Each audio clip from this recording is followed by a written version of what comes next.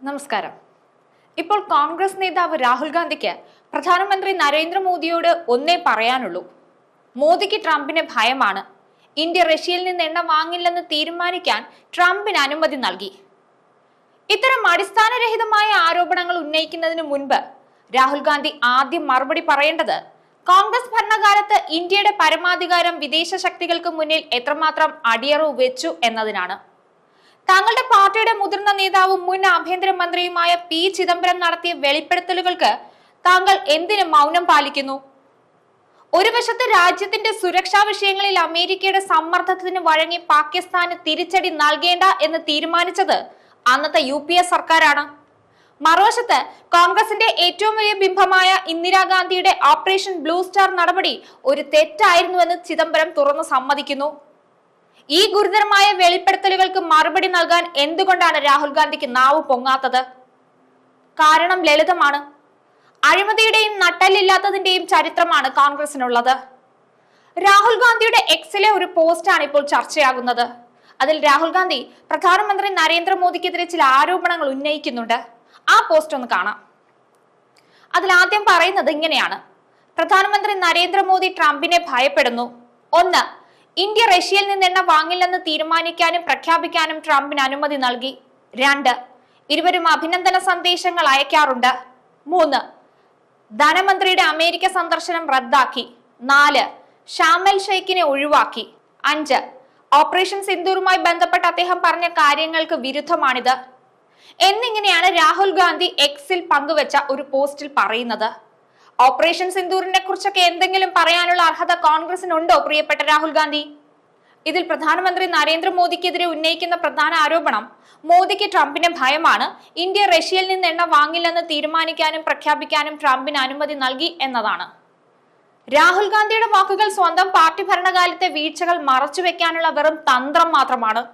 Russian എണ്ണയുടെ കാര്യത്തിൽ American സമ്മർദ്ദം എന്നൊക്കെ ആക്ഷേപിക്കുന്ന രാഹുൽ ഗാന്ധി കോൺഗ്രസിലെ മുതിർന്ന നേതാവ് പി ചിദംബരം അടുത്തിടെ നടത്തിയ വെളിപ്പെടുത്തലുകൾക്ക് താങ്കൾ ആദ്യം മറുപടി പറയണം. ചിദംബരത്തിന്റെ ആദ്യത്തെ വെളിപ്പെടുത്തൽ 2008 മുംബൈ ഭീകരാക്രമണത്തെ കുറിച്ചായിരുന്നു. ഭീകരർ രാജ്യത്ത് ചോരപ്പുഴ ഒഴുക്കിയപ്പോൾ അന്നത്തെ UPA സർക്കാർ എന്ത് ചെയ്തു? അന്നത്തെ ഭീകരാക്രമണത്തിൽ 166 പേർ കൊല്ലപ്പെട്ടു. രാജ്യം പ്രതികാരത്തിനായി ദാഹിച്ചു നിന്ന ആ സമയത്ത് നമ്മുടെ സൈന്യം തിരിച്ചടിക്ക് തയ്യാറെടുത്തെങ്കിലും UPA സർക്കാർ പിൻവാങ്ങി. എന്തിനു വേണ്ടിയാണ് അന്നത്തെ സർക്കാർ അത്തരമൊരു നിലപാടെടുത്തത് രാഹുൽ ഗാന്ധി? നമ്മുടെ സൈന്യം പാകിസ്ഥാനെ തിരിച്ചടി നൽകാൻ സന്നദ്ധരായി നിന്നു. എന്നാൽ അന്ന് പ്രതികരിക്കേണ്ടെന്ന് തീരുമാനിച്ചത് അമേരിക്കയുടെ സമ്മർദ്ദത്തിന് വഴങ്ങിയാണെന്ന് കോൺഗ്രസിന്റെ തന്നെ മുൻ ആഭ്യന്തരമന്ത്രി പി ചിദംബരം അടുത്തിടെ നടത്തിയ വെളിപ്പെടുത്തലിന് ബഹുമാനപ്പെട്ട രാഹുൽ ഗാന്ധി താങ്കൾ മറുപടി നൽകണം. കോൺഗ്രസിന്റെ ഏറ്റവും വലിയ ബിംബമായ ഇന്ദിരാഗാന്ധിയുടെ ബ്ലൂ സ്റ്റാർ ഓപ്പറേഷൻ നടപടി ഒരു തെറ്റായിരുന്നു എന്നുള്ള ചിദംബരത്തിന്റെ രണ്ടാമത്തെ വെളിപ്പെടുത്തലിന് കോൺഗ്രസുകാർ തലയിൽ മുണ്ടിട്ട് നടക്കേണ്ടതാണ്. ഈ 2 വെളിപ്പെടുത്തലുകളും താങ്കളോ താങ്കൾ നയിക്കുന്ന കോൺഗ്രസോ എന്തുകൊണ്ടാണ് മറുപടി നൽകാതിരിക്കുന്നത്? രാഹുൽ ഗാന്ധി എന്തുകൊണ്ടാണ് ഇതിനെതിരെ ഒരു അക്ഷരം ഉരിയാടാതിരിക്കുന്നത്? ചിദംബരം തുറന്നു സമ്മതിച്ച ഈ കാര്യങ്ങൾ കോൺഗ്രസിന്റെ ദൗർബല്യം വെളിപ്പെടുത്തുന്നതല്ലേ? അതായത് ഇന്ത്യയുടെ ദേശീയ സുരക്ഷയുടെ കാര്യത്തിൽ ഒരു സൈനിക നടപടി വേണോ വേണ്ടയോ എന്ന് തീരുമാനിച്ചത് അന്നത്തെ കോൺഗ്രസ് സർക്കാരല്ല, അമേരിക്കയാണ്. സ്വന്തം രാജ്യത്തിന്റെ മാനം കാക്കാൻ ഭീകരർക്ക് മറുപടി നൽകാൻ അമേരിക്കയുടെ അനുമതി കാത്തിരുന്ന ഒരു ദൗർബല്യത്തിന്റെ ചരിത്രമാണ് കോൺഗ്രസിനുള്ളത്. ആരാണ് യഥാർത്ഥത്തിൽ വിദേശ വിധേയത്വം കാണിച്ചത്? മോദി സർക്കാരോ അതോ അന്നത്തെ UPA സർക്കാരോ? ദേശീയ താല്പര്യങ്ങൾക്ക് മുകളിൽ വിദേശ സമ്മർദ്ദങ്ങളെ വെച്ച് ഭീകരവാദികളെ സഹായിക്കുന്ന നിലപാടെടുത്തത് ആരാണ്? അന്നത്തെ UPA സർക്കാരല്ലേ ബഹുമാനപ്പെട്ട രാഹുൽ ഗാന്ധി? രാജ്യസുരക്ഷയുടെ കാര്യത്തിൽ നട്ടല്ലില്ലാത്ത ഒരു സർക്കാരാണ് അന്നുണ്ടായിരുന്നത്. കോൺഗ്രസ് തങ്ങളുടെ ഭരണകാലത്ത് ഇന്ത്യയുടെ പരമാധികാരം എങ്ങനെയാണ് വിദേശികൾക്ക് മുന്നിൽ അടിയറവ് വെച്ചതെന്ന് രാഹുൽ ഗാന്ധി മറക്കരുത്. ഇനി റഷ്യൻ എണ്ണ വാങ്ങുന്ന കാര്യം. ഊർജ വിഷയത്തിൽ ഇന്ത്യൻ ഉപഭോക്താക്കളുടെ താല്പര്യങ്ങൾ സംരക്ഷിക്കുന്നതിനാണ് മുൻഗണനയെന്ന് കേന്ദ്ര സർക്കാർ അടിവരയിട്ട് പറയുന്നുണ്ട്. അന്താരാഷ്ട്ര തലത്തിൽ വലിയ സമ്മർദ്ദങ്ങളും വെല്ലുവിളികളും ഉണ്ടാവുമ്പോഴും കേന്ദ്ര സർക്കാരിന്റെ നിലപാട് വളരെ വ്യക്തവും കൃത്യവുമാണ്. അത് ഊർജ വിഷയത്തിൽ ഇന്ത്യൻ ഉപഭോക്താക്കളുടെ താല്പര്യങ്ങൾ സംരക്ഷിക്കുന്നതിനാണ് പ്രഥമ പരിഗണന എന്ന് തന്നെയാണ്.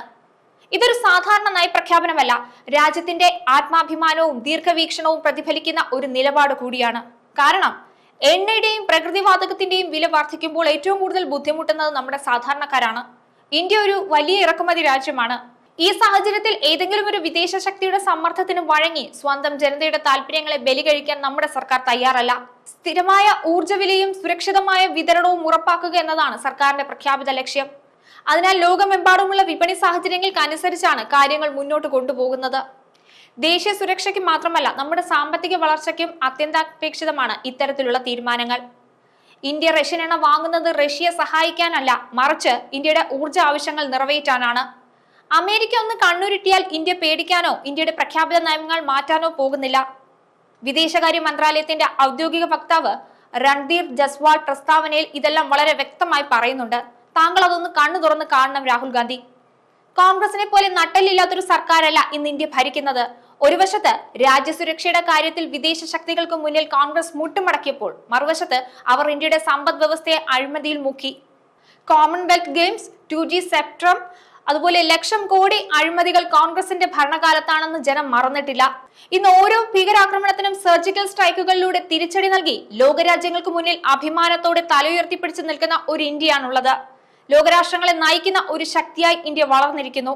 രാഹുൽ ഗാന്ധിയുടെ ആരോപണങ്ങൾ സ്വന്തം പാർട്ടിയുടെ ദൗർബല്യങ്ങളെയും വിദേശ വിധേയത്വത്തിന്റെയും നട്ടലില്ലാത്തതിന്റെയും ചരിത്രത്തെ മറച്ചുവെക്കാനുള്ള ഒരു പാഴ്ശ്രമം മാത്രമാണ്. സ്വന്തം രാജ്യത്തിന്റെ നയങ്ങൾ തീരുമാനിക്കാൻ അമേരിക്കൻ സ്റ്റേറ്റ് സെക്രട്ടറിയെ കാത്തിരുന്ന കോൺഗ്രസ് അല്ല ഇന്നുള്ളതെന്ന് ഒരിക്കൽ കൂടി താങ്കളെ ഓർമ്മിപ്പിക്കുന്നു. വിദേശ രാജ്യങ്ങളുടെ സമ്മർദ്ദങ്ങൾക്കിടയിലും ദേശീയ താല്പര്യങ്ങൾക്ക് മാത്രം മുൻഗണന നൽകുന്ന ഏത് വെല്ലുവിളിക്കും മറുപടി കൊടുക്കുന്ന ഒരു സർക്കാരാണ് ഇന്ന് ഇന്ത്യ ഭരിക്കുന്നതെന്ന് രാഹുൽ ഗാന്ധി മനസ്സിലാക്കിക്കോളൂ. News desk Eenadu Malayalam.